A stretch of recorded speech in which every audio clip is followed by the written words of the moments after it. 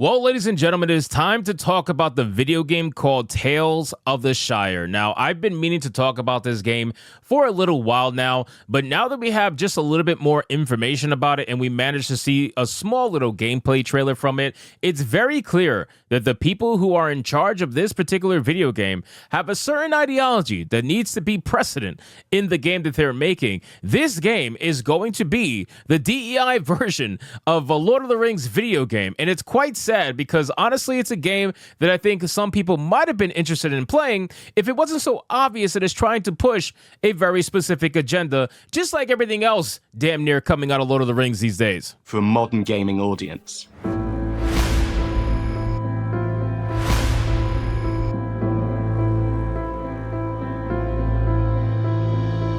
Now, we have a particular tweet from Smash JT that I thought was pretty interesting that got me started on Tales of the Shire, and it says, doing some initial research on Tales of the Shire, it comes from a New Zealand-based studio called Weta Workshop. This forced DEI shit is big business over there as well.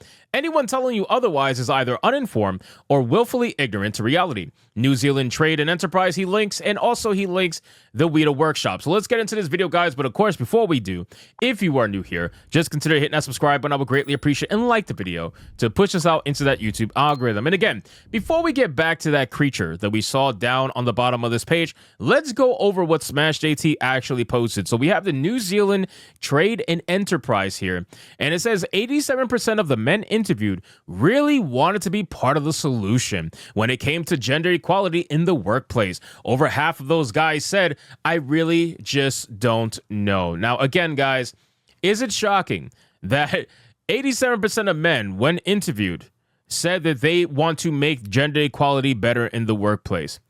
Do you think a lot of them actually believe the shit that they're being asked? Of course not. What it is that they feel forced to answer in a certain direction, because if they don't, guess what? They're gone, right? Even if it doesn't happen immediately, if you were to say no, right? If you were to say no, I think gender equality is fine the way it is. I think the pay gap thing is a myth, and if you start saying all these things, you're done. You're gone. You're fired, right? Then it says sometimes the hardest thing with diversity and inclusion is figuring out where to start. During Tech Week 2022, we want to help tech companies across Italy figure out how to make that first step. We'll provide simple tips and tools to start or accelerate your journey to introduce more diversity into your leadership teams. The journey could be led by your founding team, CEO, head of people, or even at the grassroots level. Just seems like an excerpt from a blog. And of course, we have a diversity, equity, and inclusion officer or something like that. Let's see. In 2020, Mary was appointed as the chief people. These jobs are so fake. Chief people and inclusion officer at Timely, a cloud software service that helps hairdressers and salons manage appointments. This is the first people and inclusion role to exist at an executive level in New Zealand. Oh, there it is. Congratulations, the virtue signal, right? She's the first, right? You got to be the first of the first of the first. That's all that matters. Timely was recently acquired by EverCommerce, with Mary starting in a new role as Global Senior Vice President of Diversity, Equity, and Inclusion and Belonging. Oh, so we're throwing in a B word now. Now we got belonging in DEI. Now it's DEIB for the parent company with over 7,000 staff in 21 countries. That must be amazing. So much money for no work. Then we actually have a picture here from Weta Workshop's website, and it says manufacturing, design, game development, location-based experiences, tourism, consumer products, finance, marketing, IT, HR operations, and more. We are a diverse Kiwi company with an even more diverse crew, all working as a team to make cool stuff. Then it says that it's universal here at Weta Workshop is the passion, enthusiasm, and tenacity of our people. We share a high level of creativity and capability in our pursuit of excellence, using our unique talents to meet the creative challenges that our work brings. Join our team of incredible artisans, technicians, creators, and doers today. We'll support you to bring your best work to our workshop every single day. Now, again, let's go to the actual article here on Smash JT's own website. I want to show you, look at this picture, man.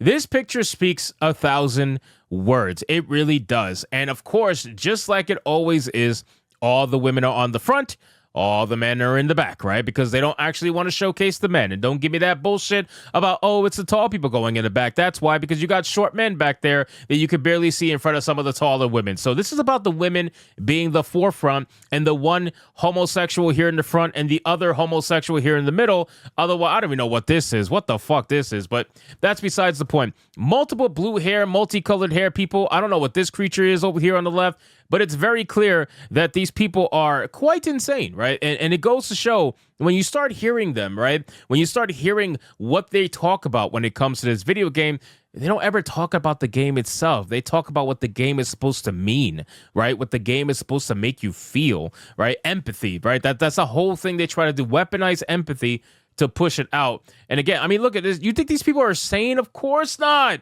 Of course they're not sane. But that's besides the point.